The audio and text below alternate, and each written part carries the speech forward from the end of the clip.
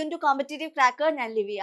അപ്പൊ എല്ലാവരും dairy farm instructor എക്സാമിന്റെ നോട്ടിഫിക്കേഷൻ എക്സ്പെക്ട് ചെയ്തിരിക്കുകയായിരിക്കും അല്ലെ. അപ്പൊ പ്രിപ്പറേഷൻ ഒക്കെ ഓൾറെഡി സ്റ്റാർട്ട് ചെയ്തിട്ടുണ്ടായിരിക്കും. അപ്പൊ നമുക്ക് ഇവിടെ ഡയറി ഫാം ഇൻസ്ട്രക്ടറിന്റെ ഒരു ലോങ് ബാച്ച് സ്റ്റാർട്ട് ചെയ്തിട്ടുണ്ട്. അപ്പൊ ജോയിൻ ചെയ്യാൻ ആഗ്രഹമുള്ളവരെല്ലാവരും നമ്മുടെ നമ്പറിൽ കോൺടാക്ട് ചെയ്യുന്ന നമ്പർ എന്ന് പറയുന്നത് 8590202323 എന്ന് പറഞ്ഞ നമ്പർ ആണ്. ഇനി ആർക്കൊക്കെ ഈ എക്സാമിന് അപ്ലൈ ചെയ്യാം, ക്വാളിഫിക്കേഷനും ഇവിടെ കൊടുത്തിട്ടുണ്ട്.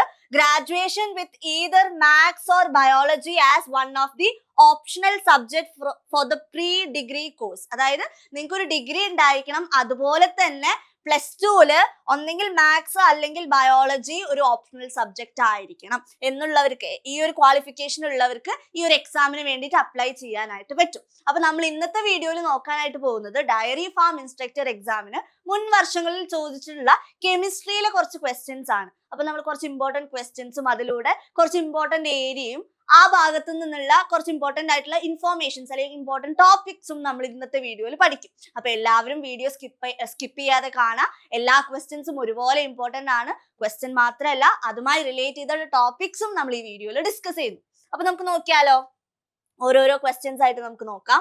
അപ്പൊ ആദ്യത്തെ ക്വസ്റ്റ്യൻ നോക്കിക്കേ. Which of the following is an example of ideal solution? തന്നിരിക്കുന്നതിൽ ഐഡിയൽ സൊല്യൂഷൻ എക്സാമ്പിൾ ഏതാണെന്നുള്ളതാണ് ക്വസ്റ്റ്യൻ.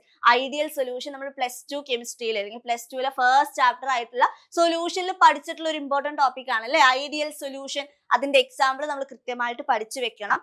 തന്നിരിക്കുന്നതിൽ ഏതാണ് ideal solution? Ethanol acetone combination ആണോ, ഫീനോൾ അനിലിൻ കോമ്പിനേഷൻ ആണോ, അതോ അസറ്റോൺ ക്ലോറോഫോം കോമ്പിനേഷൻ ആണോ, ബെൻസീൻ ടൊളുവീൻ കോമ്പിനേഷൻ ആണോ? ഏതാണ് തന്നിരിക്കുന്നതിൽ ഐഡിയൽ സൊല്യൂഷൻ? ഏതായിരിക്കും?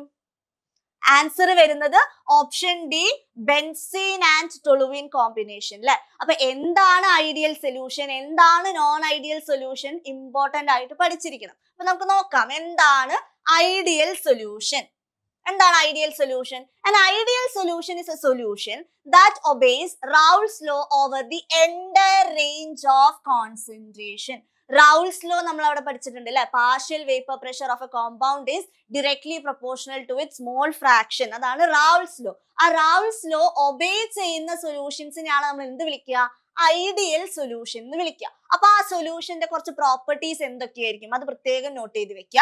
An ideal solution, the intermolecular forces between unlike molecules are almost equal to those between AA and BB. അതായത് ഇത്രയേ ഉള്ളൂ. അതായത് നിങ്ങൾ രണ്ട് കോമ്പൗണ്ട്സ് മിക്സ് ചെയ്തിട്ട് ഒരു സൊല്യൂഷൻ ഉണ്ടാക്കി, എയും ബിയും മിക്സ് ചെയ്ത് ഒരു സൊല്യൂഷൻ ഉണ്ടാക്കി. അപ്പൊ അവിടെ എയും എയും തമ്മിൽ ഒരു ഇന്ററാക്ഷൻ ഉണ്ട്, ബിയും ബിയും തമ്മിൽ ഒരു ഇന്ററാക്ഷൻ ഉണ്ടാവും, എയും ബിയും തമ്മിൽ ഒരു ഇന്ററാക്ഷൻ ഉണ്ടാവും അല്ലെ. കാരണം അതിലെ കമ്പോണൻസ് എന്ന് പറയുന്നത് എയും ഉണ്ട് ബിയും ഉണ്ട്.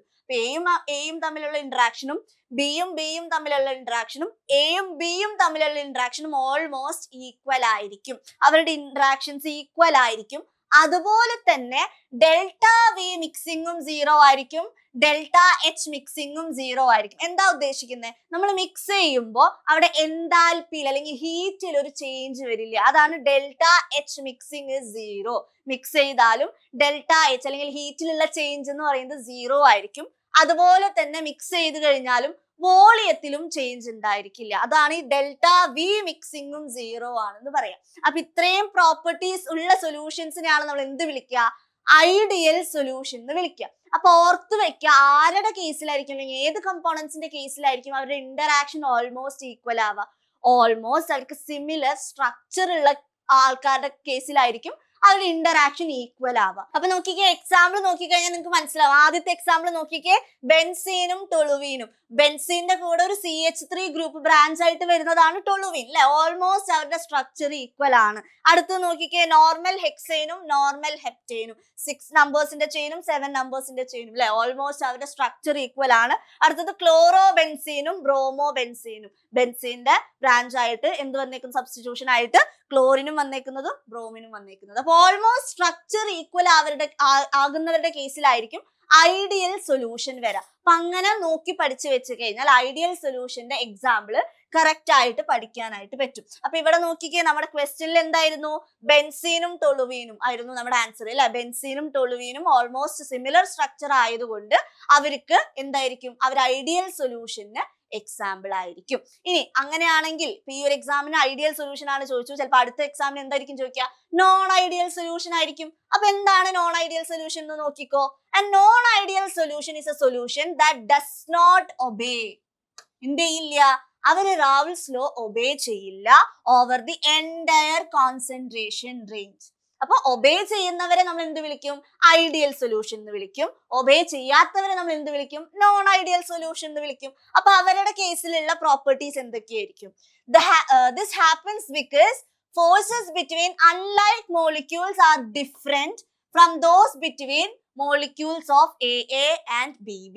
അതായത് നമ്മൾ പറഞ്ഞു നേരത്തെ കേസിൽ AA ഒരു ഇന്ററാക്ഷൻ ഉണ്ടാക്കുന്നുണ്ട്, BB ഒരു ഇന്ററാക്ഷൻ ഉണ്ടാക്കുന്നുണ്ട്, AB ഒരു ഇന്ററാക്ഷൻ ഉണ്ടാക്കുന്നുണ്ട്. ഇവര് തമ്മിലുള്ള ഇന്ററാക്ഷൻസ് ഒന്നും ഈക്വൽ ആയിരിക്കില്ല. Completely different type of interaction ആയിരിക്കും ആരുടെ തമ്മിൽ ഉണ്ടാവുക, AA തമ്മിലുള്ള ഇന്ററാക്ഷനും BB തമ്മിലുള്ള ഇന്ററാക്ഷനും AB തമ്മിലുള്ള ഇന്ററാക്ഷൻ. അതാണ് ഇവിടെ ഡിഫറെന്റ് എന്ന് പറയുന്നത്. അവരുടെ ഇന്ററാക്ഷൻ, ആ ഇന്ററാക്റ്റീവ് ഫോഴ്സസ് എന്ന് പറയുന്നത് ഡിഫറെന്റ് ആയിരിക്കും. അതുപോലെ തന്നെ delta H mixing not equal to 0, delta V മിക്സിംഗും നോട്ട് ഈക്വൽ ടു 0. അതായത് ഹീറ്റ് ചേഞ്ച് ഉണ്ടാവുന്നുണ്ട്, അതുപോലെ തന്നെ വോളിയത്തിലും ഒരു ചേഞ്ച് ഉണ്ടാകുന്നുണ്ട്. അതുകൊണ്ടാണ് നോട്ട് ഈക്വൽ ടു 0 എന്ന് കൊടുക്കുന്നത്. നേരത്തെ ഇതെല്ലാം ഈക്വൽ ആയിരുന്നു, ഇവിടെ എല്ലാം നോട്ട് ഈക്വൽ ടു ആണ്. അങ്ങനെ ഓർത്ത് പഠിച്ചു വെക്കുക. അപ്പൊ അതാണ് നോൺ ഐഡിയൽ സൊല്യൂഷൻ. ഇനി നോൺ ഐഡിയൽ സൊല്യൂഷൻ തന്നെ രണ്ടായി ക്ലാസിഫൈ ചെയ്തിട്ടുണ്ട്. എങ്ങനെ നമുക്ക് നോക്കാം. നോൺ ഐഡിയൽ സൊല്യൂഷൻ തന്നെ പോസിറ്റീവ് ഡീവിയേഷൻ കാണിക്കുന്നവരുണ്ട്, നെഗറ്റീവ് ഡീവിയേഷൻ കാണിക്കുന്നവരുണ്ട്. ആദ്യം നമുക്ക് നോക്കാം positive deviation from Raoult's law. Raoult's ലോന്ന് പോസിറ്റീവ് ഡീവിയേഷൻ കാണിക്കുന്നത്, അതാണ് ആദ്യത്തെ കാറ്റഗറി. ഇവിടെ നോക്കിക്കേ, പോസിറ്റീവ് ഡീവിയേഷൻ നമ്മൾ ഏതിന്റെ കേസിലാണ് പറഞ്ഞേക്കുന്നത്, attractive forces between component A and component B R weaker. ഇവിടെ നോക്കിക്കേ, എ ഇന്ററാക്ഷനും BB ഇന്ററാക്ഷനും ആയിരിക്കും കൂടുതൽ AB-നേക്കാൾ. അതായത് നമ്മൾ ഒരു സൊല്യൂഷൻ ഉണ്ടാക്കുമ്പോൾ അവരുടെ ഇന്ററാക്ഷൻ അവിടെ വീക്കർ ആവാണ് അല്ലെ. ഇന്ററാക്ഷൻ വീക്കർ ആയ എന്ത് സംഭവിക്കും, പെട്ടെന്ന് അത് വേപ്പറൈസ് ആയി പോകും. അപ്പൊ അവിടെ ടോട്ടൽ വേപ്പർ പ്രഷർ ഒക്കെ കൂടും. അതുകൊണ്ടാണ് അവരൊരു പോസിറ്റീവ് ഡീവിയേഷൻ കാണിക്കുന്നത്. എന്തുകൊണ്ടാ, നമ്മൾ ആഡ് ചെയ്തപ്പോ അവർ തമ്മിലുള്ള ഇന്ററാക്ഷൻ വീക്കറായി. അതുകൊണ്ടാണ് ഇവിടെ എന്ത് കൊടുത്തേക്കുന്നത്, AA and BB is greater than AB. AA തമ്മിലുള്ള ഇന്ററാക്ഷനും BB തമ്മിലുള്ള ഇന്ററാക്ഷൻ ആയിരിക്കും കൂടുതൽ എന്തിനേക്കാ, AB തമ്മിലുള്ള ഇന്ററാക്ഷനേക്കാ. അപ്പൊ ആ കേസിൽ delta H mixing will be greater than 0 and delta V mixing will be greater than 0. ഒരു ഗ്രേറ്റർ ദാൻ 0നേക്കാൾ കൂടുതലായിട്ടുള്ള ഒരു വാല്യൂ ആയിരിക്കും നമുക്ക് ഡെൽറ്റ എച്ച് മിക്സിംഗിൽ കിട്ടുക. അതുപോലെ വോളിയം ഓഫ് മിക്സിംഗും നമുക്ക് ഗ്രേറ്റർ ദാൻ 0 ആയിരിക്കും കിട്ടുക. കാരണം എന്തുകൊണ്ടാണ്, അവിടെ വേപ്പർ പ്രഷർ അല്ലെങ്കിൽ പാർഷ്യൽ വേപ്പർ പ്രഷറും ടോട്ടൽ വേപ്പർ പ്രഷറും കൂടുതലായിരിക്കും, ഐഡിയൽ സൊല്യൂഷനേക്കാൾ കൂടുതലായിരിക്കും. അതുകൊണ്ടാണ് പോസിറ്റീവ് ഡീവിയേഷൻ കാണിക്കുന്നത്. അപ്പൊ ആരൊക്കെയാണ് പോസിറ്റീവ് ഡീവിയേഷൻ കാണിക്കുന്നത് നോക്കിയേ, എത്തനോൾ ആൻഡ് അസെറ്റോൺ. അതായത് എത്തനോൾ തമ്മിലുള്ള മോളിക്യൂൾസിന്റെ ഇന്ററാക്ഷൻ വളരെ സ്ട്രോങ് ആണ്, അതുപോലെ അസെറ്റോൺ തമ്മിലുള്ള ഇന്ററാക്ഷനും വളരെ സ്ട്രോങ് ആണ്. പക്ഷെ എത്തനോളിക്ക് ഞാൻ അസെറ്റോൺ മിക്സ് ചെയ്യുമ്പോൾ എന്ത് സംഭവിക്കും, അവർ തമ്മിലുള്ള ഇന്ററാക്ഷൻ വീക്കർ ആകും. അപ്പൊ പെട്ടെന്ന് അവര് ഇവാപറേറ്റ് ചെയ്ത് അല്ലെങ്കിൽ വേപ്പറൈസ് ചെയ്ത് പോവാനായിട്ടുള്ള ചാൻസ് ഉണ്ട്. അതുകൊണ്ടാണ് അവിടെ പോസിറ്റീവ് ഡീവിയേഷൻ കാണിക്കുന്നത്. അതുപോലെ തന്നെയുള്ള വേറൊരു എക്സാമ്പിൾ ആണ് എത്തനോളും സൈക്ലോഹെക്സേനും. മിക്സ് ചെയ്യുമ്പോൾ അവർ തമ്മിലുള്ള ഇന്ററാക്ഷൻ അവിടെ വീക്കർ ആവാണ്.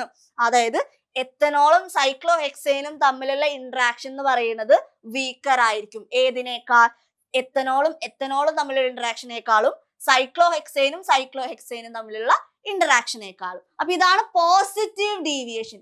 ഇതിന്റെ നേരെ ഓപ്പോസിറ്റ് ആയിരിക്കും എന്ത്, നെഗറ്റീവ് ഡീവിയേഷൻ. നോക്കാം, the attractive forces between component A and component B are stronger than those between. അതായത് ഞാൻ രണ്ടാൾക്കാരെ മിക്സ് ചെയ്തപ്പോ അവർ ഭയങ്കര സ്ട്രോങ് ആയിട്ട് ഇന്ററാക്ട് ചെയ്തു. അപ്പൊ എന്ത് ചെയ്യില്ല, അവർ പെട്ടെന്ന് വേപ്പറൈസ് ചെയ്ത് പോവില്ല.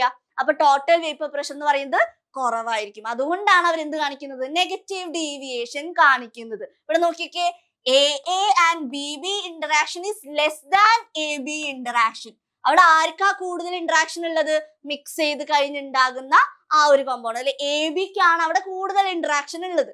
AA BB interaction is weaker than AB interaction. അപ്പൊ ക്യാരക്ടറിസ്റ്റിക്സ് നോക്കിക്കോ, delta H mixing is less than 0, delta V mixing is less than 0. എല്ലാം സീറോയിലേക്ക് താഴെയായിരിക്കും അല്ലെ. അതായത് ഡെൽറ്റ എച്ച് മിക്സിംഗ് ഹീറ്റ് കുറയും, ഹീറ്റ് ചേഞ്ച് കുറയും, അതുപോലെ തന്നെ വോളിയമും കുറയാണ് അവിടെ ഉണ്ടാകുന്നത്. എക്സാമ്പിൾസ് നോക്കിക്കോ, അസറ്റോണും ക്ലോറോഫോമും നൈട്രിക് ആസിഡും വാട്ടറും. അതായത് അസറ്റോണും ക്ലോറോഫോമും ഞാൻ മിക്സ് ചെയ്യുമ്പോൾ അവർ തമ്മിൽ നല്ലൊരു ബോണ്ട് ഉണ്ടാവാണ്, നല്ലൊരു ഇന്ററാക്ഷൻ ഉണ്ടാവുന്നു. അതുകൊണ്ടാണ് അവർ നെഗറ്റീവ് ഡീവിയേഷൻ കാണിക്കുന്നത്. കിട്ടിയോ? അപ്പൊ നമ്മൾ ഐഡിയൽ സൊല്യൂഷൻ നോക്കി, നോൺ ഐഡിയൽ സൊല്യൂഷൻ നോക്കി, അവരുടെ എക്സാമ്പിൾസും നോക്കി. വേറെ എല്ലാ എക്സാമ്പിൾസും കൃത്യമായിട്ട് പഠിച്ചു വെക്കണം. കാരണം തൊട്ട് മുന്നേ കണ്ട പോലെ ക്വസ്റ്റ്യൻസ് നമുക്ക് പ്രതീക്ഷിക്കാം. ചിലപ്പോൾ നോൺ ഐഡിയൽ സൊല്യൂഷന്റെ ആയിരിക്കും ചോദിക്കുക, അല്ലെങ്കിൽ പോസിറ്റീവ് ഡീവിയേഷൻ ഉള്ളതിന്റെ ആയിരിക്കും ചോദിക്കുക. അപ്പൊ കൃത്യമായിട്ട് തന്നെ എക്സാമ്പിൾസ് പഠിച്ചു വെക്കുക. കിട്ടിയോ? അപ്പൊ നമ്മൾ ഐഡിയൽ സൊല്യൂഷനും നോൺ ഐഡിയൽ സൊല്യൂഷനും പഠിച്ചു. ഇനി അടുത്തൊരു ക്വസ്റ്റ്യൻ നോക്കിക്കേ, number of moles of solute per kilogram of solvent.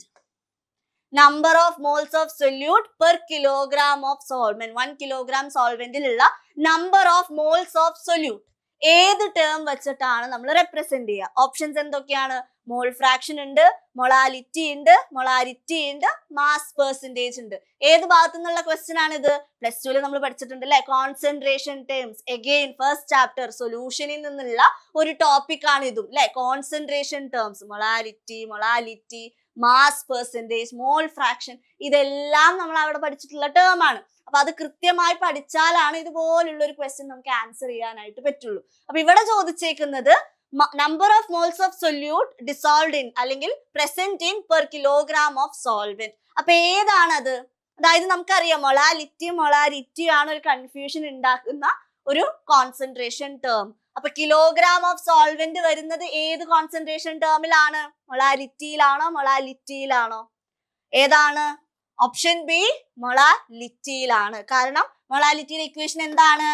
Number of moles of solute divided by weight of solvent in kilogram. അപ്പൊ അവിടെ പ്രത്യേകം നോട്ട് ചെയ്ത് വെക്കുക, വെയിറ്റ് വരുന്നത് മൊളാലിറ്റിയുടെ കേസിലാണ്, വോളിയം വരുന്നത് മൊളാരിറ്റിയുടെ കേസിലാണ്. കൃത്യമായിട്ട് പഠിച്ചു വെച്ചോ. നമുക്ക് നോക്കാം. മൊളാരിറ്റി ആൻഡ് മൊളാലിറ്റി തെറ്റിപ്പോവാനായിട്ട് പാടില്ല. മൊളാരിറ്റി എന്ന് പറയുന്നത് ക്യാപിറ്റൽ ലെറ്റർ എം വെച്ചിട്ടാണ് റെപ്രസെന്റ് ചെയ്യുന്നത്. എന്താണ് മൊളാരിറ്റി? Number of moles of solute present in 1 litre of solution. 1 litre സൊല്യൂഷനിലുള്ള സൊല്യൂട്ടിന്റെ നമ്പർ ഓഫ് മോൾസിനെയാണ് നമ്മൾ എന്ത് വിളിക്കുക? മൊളാരിറ്റി എന്ന് വിളിക്കുക. അപ്പൊ റിറ്റി ആറാണ്. മൊളാരിറ്റിയുടെ കേസിൽ വോളിയം ആണ് നമ്മൾ എടുക്കുന്നത്. അപ്പൊ എന്തായിരിക്കും ഫോർമുല വരാ?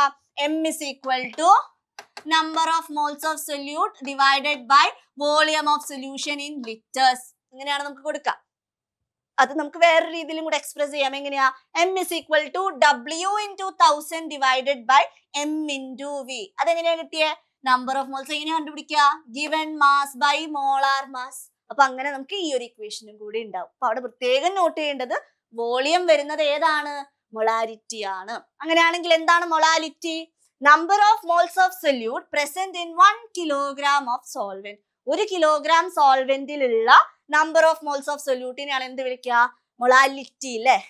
ലിറ്റർ എന്ന് നമ്മൾ പെട്ടെന്ന് ഓർക്കും, പക്ഷെ ലിറ്റർ അല്ലെങ്കിൽ വോളിയം ടേം വരുന്നത് മൊളാലിറ്റിയിലാണ്. പ്രത്യേകം നോട്ട് ചെയ്ത് വെക്കുക. അപ്പൊ മൊളാലിറ്റിയുടെ ഇക്വേഷൻ എന്ത് വരും? M is equal to number of moles of solute divided by weight of solvent in kilogram. ഇതാണ് എന്ത്? മൊളാലിറ്റിയുടെ ഇക്വേഷൻ. അല്ലെങ്കിൽ നമുക്ക് എങ്ങനെ റെപ്രസെന്റ് ചെയ്യാം? M is equal to w into 1000 divided by m into ws. അപ്പൊ കൃത്യമായി തന്നെ എന്താണ് മൊളാരിറ്റി, എന്താണ് മൊളാലിറ്റി എന്ന് കറക്റ്റ് ആയിട്ട് പഠിച്ചു വെക്കുക. കാരണം കൺഫ്യൂഷൻ ഉള്ളത് കൊണ്ട് തന്നെ കൂടുതൽ ക്വസ്റ്റ്യൻസ് നമുക്ക് ഈ ഭാഗത്തുനിന്ന് വരാറുണ്ട്. ഇത് കറക്റ്റ് ആയിട്ട് പഠിച്ചു കഴിഞ്ഞാൽ നമുക്ക് സിമ്പിൾ ആയിട്ട് 1 മാർക്ക് സ്കോർ ചെയ്യാനായിട്ട് പറ്റും. പഠിച്ചോ? അപ്പൊ എന്താണ് മൊളാരിറ്റി, എന്താണ് മൊളാലിറ്റി എന്ന് പഠിച്ചു. അപ്പൊ നമുക്ക് ഡിഫറൻസ് നോക്കാം. മൊളാലിറ്റി ആൻഡ് മൊളാരിറ്റി തമ്മിലുള്ള ഡിഫറൻസ് നോക്കാം. അപ്പൊ പെട്ടെന്ന് നമുക്ക് പഠിക്കാൻ എളുപ്പമായിരിക്കും അല്ലെ. അപ്പൊ മൊളാരിറ്റി ആൻഡ് മൊളാലിറ്റി നോക്കിക്കുക. ആദ്യം തന്നെ ക്യാപിറ്റൽ ലെറ്റർ എം വെച്ചിട്ടാണ് നമ്മൾ റെപ്രസെന്റ് ചെയ്യുക. എന്താണ് മൊളാരിറ്റി? Number of moles of solute dissolved in 1 litre of solution അല്ലെ. വോളിയം വരുന്ന ടേം ആണ് മൊളാരിറ്റി. ഓർത്ത് വെക്കുക, മൊളാരിറ്റി വോളിയം വരുന്ന ടേം. അങ്ങനെയാണെങ്കിൽ ഈ വോളിയം എന്ന് പറയുന്നത് ആർക്കനുസരിച്ച് മാറും? ടെമ്പറേച്ചറിനനുസരിച്ച് മാറും. അതുകൊണ്ട് തന്നെ മൊളാരിറ്റി എന്തിനെ ഡിപ്പെൻഡ് ചെയ്യുന്നുണ്ട്? ടെമ്പറേച്ചറിനെ ഡിപ്പെൻഡ് ചെയ്യുന്നുണ്ട്. അപ്പൊ നിങ്ങളോട് ഇങ്ങനെ ഒരു ക്വസ്റ്റ്യൻ ചോദിക്കും, തന്നിരിക്കുന്നതിൽ ടെമ്പറേച്ചറിനെ ഡിപ്പെൻഡ് ചെയ്യുന്ന ക്വാണ്ടിറ്റി ഏതായിരിക്കും? മൊളാരിറ്റി ആയിരിക്കും. കാരണം അവിടെ വോളിയം വരുന്നുണ്ട്. ഈ വോളിയം ടെമ്പറേച്ചറിനനുസരിച്ച് മാറുന്ന ഒരു ക്വാണ്ടിറ്റി ആണ്. ഇനി യൂണിറ്റ് നോക്കിക്കേ, നമുക്കറിയാം എന്താണ് ഇക്വേഷൻ, മൊളാരിറ്റിയുടെ ഇക്വേഷൻ. നമുക്കറിയാം മൊളാരിറ്റിയുടെ ഇക്വേഷൻ എന്താണ്? M is equal to number of moles of solute divided by volume of solution in liter ആണെന്ന് നമുക്കറിയാം. അങ്ങനെയാണെങ്കിൽ ഇവരുടെ യൂണിറ്റ് സബ്സ്റ്റിറ്റ്യൂട്ട് ചെയ്താൽ നമുക്ക് എന്ത് കിട്ടും? മൊളാരിറ്റിയുടെ യൂണിറ്റ് കിട്ടും. നമ്പർ ഓഫ് മോൾസ് എന്ന് പറയുമ്പോൾ മോൾ വരും, ദെൻ വോളിയം എന്ന് പറയുമ്പോൾ ലിറ്റർ വരും. ഓക്കെ, അപ്പൊ യൂണിറ്റ് എന്ത് കിട്ടി? മോൾ പെർ ലിറ്റർ കിട്ടി. അങ്ങനെയാണെങ്കിൽ നമുക്ക് മൊളാലിറ്റി നോക്കാം. മൊളാലിറ്റി എന്ന് പറയുന്നത് represented by small letter M ആണ്.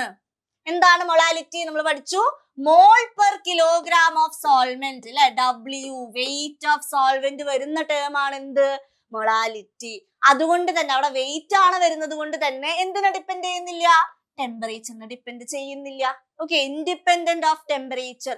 ടെമ്പറേച്ചറിനെ ഡിപ്പെൻഡ് ചെയ്യാത്തത് കൊണ്ട് തന്നെ കൂടുതലും നമ്മൾ യൂസ് ചെയ്യാൻ പറ്റുന്ന അല്ലെങ്കിൽ റിലയബിൾ ആയിട്ടുള്ള ഒരു കോൺസെൻട്രേഷൻ ടേം ആണ് എന്ത്? മൊളാലിറ്റി. കാരണം it is independent of temperature. ഇനി യൂണിറ്റ് നോക്കിക്കോ, mole per weight of solvent അല്ലെ, number of moles of solute. എമ്മിന്റെ ഇക്വേഷൻ എന്താണ്? Number of moles of solute divided by weight of solvent ആണ്. ഇക്വേഷൻ അല്ലെങ്കിൽ യൂണിറ്റ് എന്ത് വരും?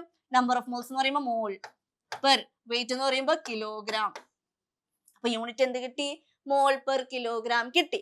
അപ്പൊ മൊളാലിറ്റി കൺഫ്യൂഷൻ ഇല്ലാതെ കൃത്യമായിട്ട് നോട്ട് ചെയ്ത് പഠിച്ചാൽ ഇത് തെറ്റില്ല. ഓക്കെ, കിട്ടിയോ? ക്ലിയർ ആയോ? അടുത്തൊരു ക്വസ്റ്റ്യൻ നോക്കിക്കോ. The conversion of molecules A to B follow second order kinetics. If the concentration of A is doubled, how will the rate change? ഏത് ഭാഗാന്ന് മനസ്സിലായി? ഏത് ഭാഗത്തുനിന്നുള്ള ക്വസ്റ്റ്യൻ ആണ്? നമുക്ക് +2 തേർഡ് ചാപ്റ്റർ കെമിക്കൽ കൈനറ്റിക്സ് പറഞ്ഞൊരു ചാപ്റ്റർ പഠിക്കാനുണ്ട് അല്ലെ, അതിൽ നിന്നുള്ള ഒരു ക്വസ്റ്റ്യൻ ആണ് ഇത് അല്ലെ, റേറ്റ് ഓഫ് ദ റിയാക്ഷൻ എന്നുള്ളതിനെ ബേസ് ചെയ്തിട്ടുള്ള ഒരു ക്വസ്റ്റ്യൻ ആണ്. അപ്പൊ ക്വസ്റ്റ്യൻ എന്താണ്? ക്ലിയർ ആയല്ലോ? ഓപ്ഷൻസ് നോക്കിക്കേ. Increases 2 times, increases 4 times, remain constant, increases 6 times. ഏതാണ് ആൻസർ വരിക? എ ഡബിൾ ആക്കി കഴിഞ്ഞാൽ, എയുടെ കോൺസെൻട്രേഷൻ ഡബിൾ ആക്കി കഴിഞ്ഞാൽ എങ്ങനെ റേറ്റ് മാറും? സെക്കൻഡ് ഓർഡർ റിയാക്ഷൻ ആണ്. എങ്ങനെ മാറും? It increases 4 times. A double ആക്കി കഴിഞ്ഞാൽ റേറ്റ് 4 times കൂടും എന്നാണ് പറയുന്നത്. എങ്ങനെയാ നമുക്ക് നോക്കാം. Rate of reaction for second order reaction, rate എന്ന് പറയുന്നത് എന്തിന് പ്രൊപ്പോർഷണൽ ആണ്? കോൺസെൻട്രേഷന്റെ സ്ക്വയറിന് പ്രൊപ്പോർഷണൽ ആണ്. So rate is equal to K into concentration of A square. Okay, ഇതാണ് സെക്കൻഡ് ഓർഡർ റിയാക്ഷനിന്റെ റേറ്റിന്റെ ഇക്വേഷൻ. ഓക്കെ, ഇനി ഇവിടെ ഈ കേസിൽ എന്താണ് നമ്മൾ പറഞ്ഞു? A കോൺസെൻട്രേഷൻ എന്താക്കി? ഡബിൾ ആക്കി. ഇപ്പൊ കറന്റ്ലി ആ കോൺസെൻട്രേഷൻ എന്താണ്? 2A ആണ്. അപ്പൊ അവിടെ സബ്സ്റ്റിറ്റ്യൂട്ട് ചെയ്ത് നോക്കിക്കോ. Rate is equal to K into എക്ക് പകരം 2A കൊടുക്കണം, സ്ക്വയർ.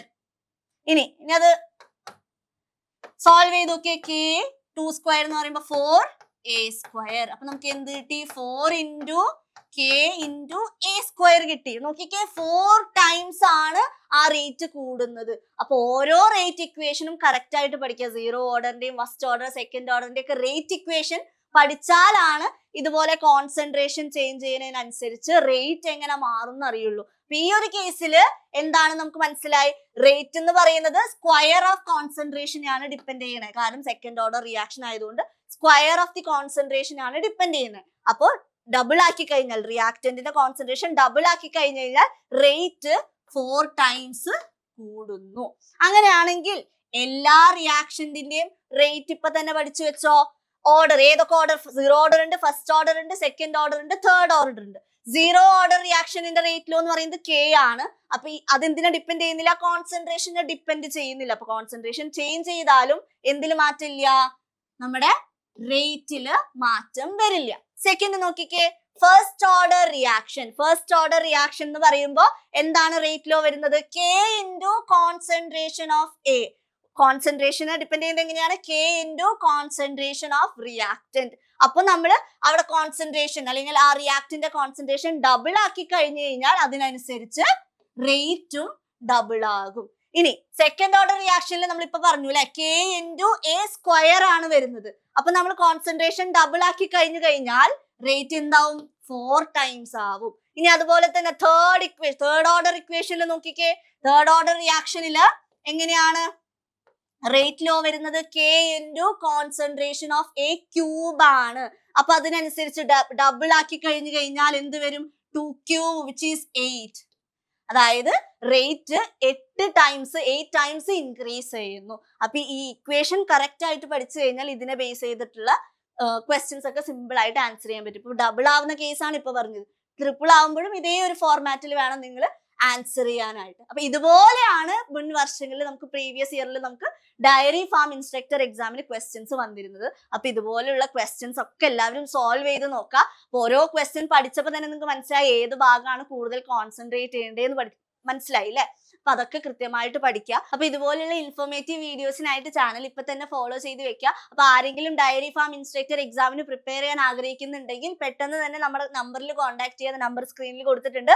8590202323 എന്ന് പറഞ്ഞ നമ്പറിൽ വിളിച്ച് കോൺടാക്ട് ചെയ്യുക. പെട്ടെന്ന് തന്നെ ജോയിൻ ചെയ്യുക. അതുപോലെ തന്നെ ഈ എക്സാം റിലേറ്റഡ് ആയിട്ടുള്ള ഇമ്പോർട്ടന്റ് അപ്ഡേറ്റ്സിന് വേണ്ടിയിട്ടും നമ്മുടെ ചാനൽ വേഗം ഫോളോ ചെയ്ത് വെക്കുക. അപ്പൊ കൂടുതൽ ഇൻഫോർമേറ്റീവ് ആയിട്ടുള്ള വീഡിയോസ് ആയിട്ട് നമുക്ക് വീണ്ടും കാണാം. Thank you.